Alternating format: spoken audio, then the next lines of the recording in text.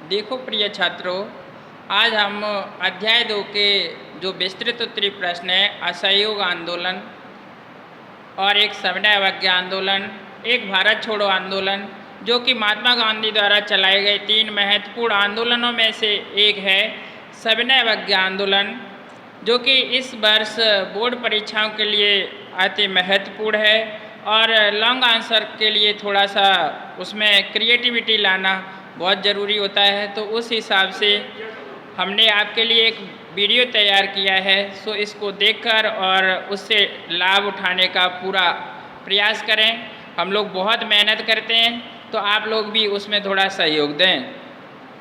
देखिए, सविनय अवज्ञा आंदोलन, जो कि मैंने एक आपके सामने चार्ट के रूप में, रूपरेखा के रूप में प्रस्तुत किया है। हेडिंग डालिए सविनय अवज्ञा आंदोलन। सविनय अवज्ञा आंदोलन दिसंबर 1921 में के अहमदाबाद अधिवेशन में महात्मा गांधी को सविनय अवज्ञा आंदोलन चलाने का एकाधिकार दे दिया गया था, परंतु चौरी चौरा की हिंसक घटना, असहयोग आंदोलन के स्थगन तथा महात्मा गांधी की गिरफ्तारी ने इस आंदोलन की योजना को कुछ समय के लिए स्थगित कर दिया था। फिर हेडिंग डलेगी सविनय अवज्ञा आंदोलन के कारण। 1927 ईस्वी में साइमन कमीशन की नियुक्ति और उसके प्रतिवेदन ने देश भर में असंतोष की लहर दौड़ा दी और सविनय अवज्ञा आंदोलन की पृष्ठभूमि तैयार हो गई।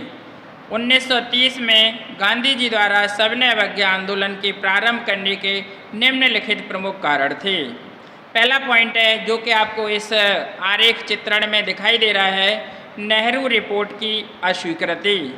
सरकार ने सर्वदलीय सम्मेलन में पारित नेहरू रिपोर्ट को अस्वीकार कर दिया, जिससे भारत में संवैधानिक तथा उत्तरदायी शासन की मांग समाप्त होती दिखाई दी। दूसरा बिंदु, अत्यधिक आर्थिक मंदी। उस समय भारत बहुत अधिक आर्थिक मंदी की चपेट में था, जिससे मजदूरों तथा कृषकों की आर्थिक दशा निरंतर शोचनीय होती जा रही थी। तीसरा पॉइंट है, स्वतंत्रता की मांग की अस्वीकृति। ब्रिटिश सरकार ने भारत को पूर्ण स्वराज्य देने से इनकार कर दिया था। वह अधिराज्य स्थिति, डोमिनियन स्टेट्स के संविधान बनाने के लिए गोलमेज सम्मेलन को बुलाने के लिए तैयार न थी। इसलिए कांग्रेस के पास इस आंदोलन को चलाने के अतिरिक्त कोई अन्य विकल्प शेष न था। चौथा पॉइंट है, बारदोली में सफल सत्याग्रह, जो कि गुजरात में स्थान है बारदोली। ब्रिटिश सरकार के विरुद्ध 1928 के मध्य सरदार वल्लभ भाई पटेल के नेतृत्व में किसानों ने बारदोली में एक सफल सत्याग्रह किया था, जिसमें किसानों ने सरकार को भूमि कर देने से इनकार कर दिया था।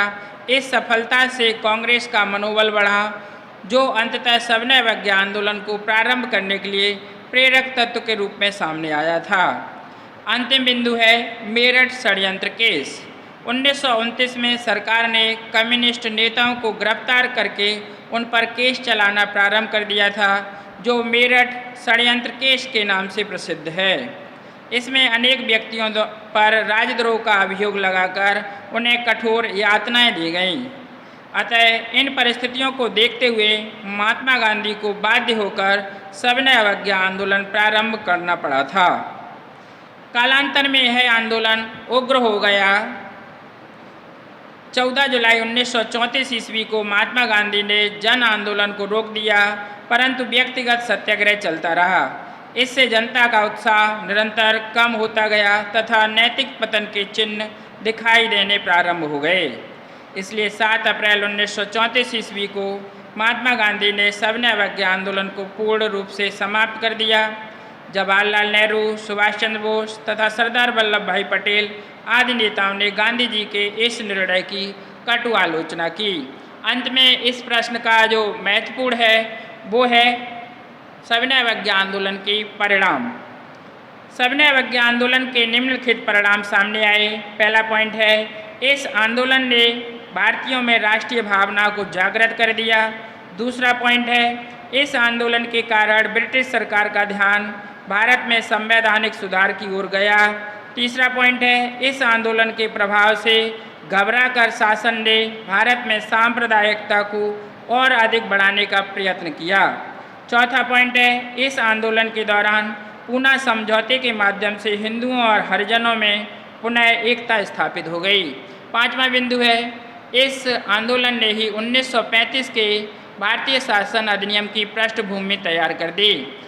अब लास्ट में आपके सामने निष्कर्ष आता है। निष्कर्ष रूप में यही कहा जा सकता है कि सविनय अवज्ञा आंदोलन विभिन्न कारणों के कारण प्रारंभ हुआ और इसी आंदोलन ने 1935 के भारतीय शासन अधिनियम की नींव रख दी, जिसके तहत 1947 में जाकर भारत को स्वतंत्रता मिली और आगे भारतीय संविधान की आधारशिला इसी नियम के तहत रखी गई थी। धन्यवाद।